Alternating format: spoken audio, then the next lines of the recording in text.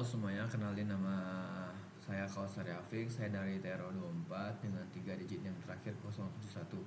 Di sini saya akan menjelaskan pengertian dari motor listrik industri dan Star Delta. Nah, bagaimana sih motor industri itu bekerja? Motor industri itu bekerja dengan prinsip industri elektromagnetik yang pertama kali ditemukan oleh Michael Faraday. Prinsip ini menyatakan bahwa arus listrik dapat timbul pada suatu penghantar apabila penghantar tersebut berada dalam medan magnet yang berubah. Pada motor induksi, itu ada stator. Stator merupakan bagian yang diam, yang berupa lilitan kawat yang dialiri arus AC sehingga menghasilkan medan magnet berputar. Yang kedua ada rotor, itu bagian yang berputar. Bagian yang berputar ini akan mengalami induksi arus listrik akibat adanya perubahan medan magnet dari stator. Arus induksi ini menimbulkan gaya putar atau torsi yang membuat rotor bergerak. Ketika tegangan AC 3 fasa diberikan ke stator, medan magnet berputar terbentuk dan memotong batang konduktor pada rotor. Hal ini menimbulkan arus induksi di rotor yang kemudian menghasilkan gaya putar sehingga rotor dapat bergerak. Untuk komponennya ada NBL, ada shaft dan rotor itu terbagi menjadi dua, yaitu rotor iron core dan rotor winding. Ada stator iron core, ada stator winding, ada eyebolt, motor frame, terminal box, fan dan fan cover. Konstruksi motor frame. Frame merupakan bagian paling luar dari motor yang umumnya dibuat dari bahan paduan silikon aluminium. Komponen ini berfungsi sebagai rumah atau sebagai pelindung stator yang menjaga bagian dalam motor dari debu, kotoran maupun benturan luar. Selain itu, frame juga dilengkapi dengan sistem ventilasi untuk membantu sirkulasi udara sehingga motor tetap dingin dan tidak mudah mengalami overheat saat beroperasi. Ini teman-teman ya, ini untuk gambar dari frame. Lalu ada stator core. Nah, stator core ini merupakan bagian penghantar arus bolak-balik yang disusun dari banyak lapisan plat baja silikon tipis. Plat-plat ini dilaminasi untuk meminimalkan rugi-rugi energi akibat arus eddy current. Pada bagian dalam inti stator terdapat juga alur atau slots yang berfungsi sebagai tempat pemasangan belitan. Belitan stator sendiri berupa kumparan kawat tembaga yang dimasukkan ke dalam alur-alur tersebut. Belitan ini dihubungkan dengan sumber listrik AC baik 3 fasa maupun 1 fasa. Ketika dialiri arus listrik, belitan stator akan menghasilkan medan magnet berputar yang menjadi dasar kerja motor induksi. Selanjutnya ada rotor. Rotor berbentuk silinder. Rotor itu berbentuk silinder yang terbuat dari plat baja silikon tipis yang dilaminasi, kemudian dipasang langsung pada poros motor agar kuat dan presisi. Rotor memiliki dua jenis utama, yaitu rotor sangkar bajing atau squirrel cage rotor. Nah, jenis ini paling banyak digunakan karena sederhana, kuat, dan perawatannya minim. Struktur rotor terdiri dari batang konduktor sejajar berbahan aluminium atau tembaga yang dihubungkan dengan cincin pada kedua ujungnya sehingga menyerupai sangkar bajing. Yang kedua ada rotor lilitan atau wound rotor.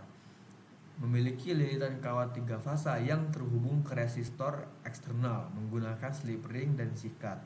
Dengan konstruksi ini, torsi awal motor dapat ditingkatkan sesuai kebutuhan sehingga cocok untuk mesin industri berat. Yang ketiga, di antara stator dan rotor terdapat celah udara atau air gap yang sangat tipis. Celah ini penting untuk memfasilitasi induksi elektromagnetik. Namun harus dibuat sekecil mungkin agar motor lebih efisien dan mengurangi rugi-rugi daya. Selanjutnya ada shaft and bearing. Shaft merupakan batang logam utama yang terletak di tengah motor. Fungsinya adalah meneruskan tenaga putar atau torsi yang dihasilkan rotor menuju peralatan luar, misalnya puli, kipas, atau pompa, sehingga motor dapat digunakan untuk berbagai aplikasi. Semua komponen rotor dipasang pada shaft agar putarannya dapat ditransmisikan dengan baik. Untuk menjaga kinerja shaft digunakan bearing.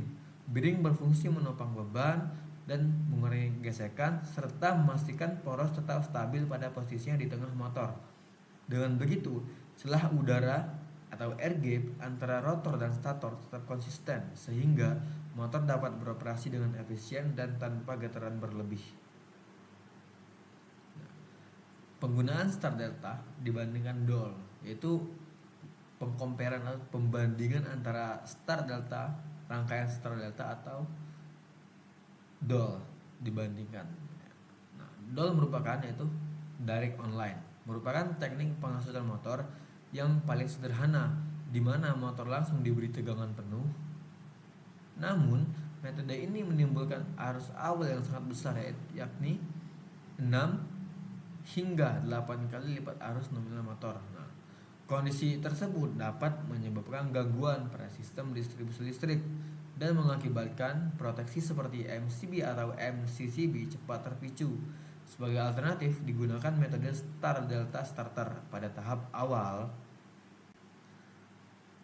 motor dihubungkan dengan konfigurasi start Y sehingga tegangan fasa berkurang menjadi sekitar 58% dari tegangan lain. Dengan demikian, arus awal dapat ditekan hingga sepertiga dari nilai pada metode dol. Selain pengaruh pada arus, metode penghasutan juga berpengaruh terhadap torsi mekanis. Dol memberikan torsi penuh sejak awal sehingga beban menerima hentakan yang cukup besar.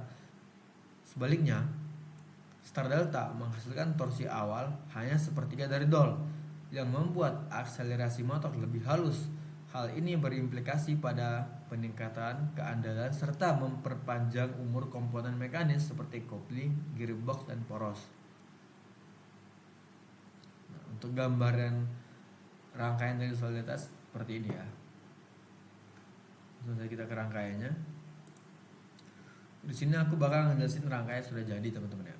Ini kita pause dulu. Nah, ini itu power yang dimana posisinya itu ada di sini nih. Kita tekan dulu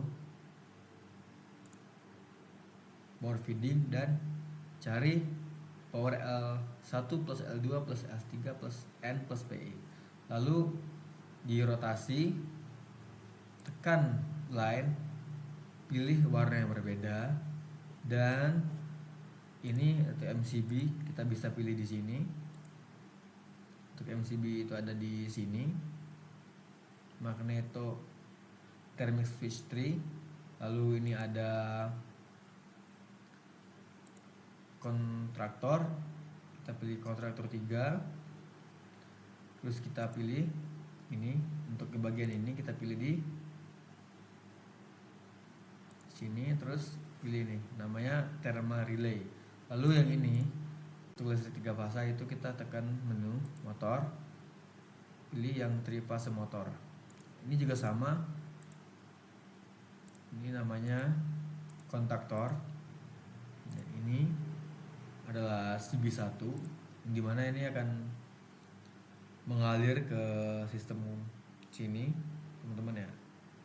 Lalu nah seperti itu. Caranya cukup gampang kan teman-teman ya. Oke lah, karena sudah aku kasih penjelasan sedikit, langsung saja ke simulasinya. Ini kita onin.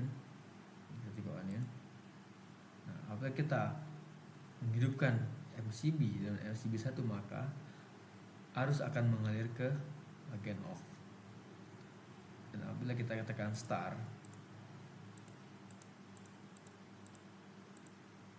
maka off akan mati, lampu off akan mati dan berpindah ke jalur ini on, yang mana arusnya mengalir ke arah rangkaian di sebelah kiri, yaitu rangkaian start delta. Dan apabila kita menekan ini, maka arus akan berhenti, yang dimana dibagi menjadi sepertiga arus. Apabila ini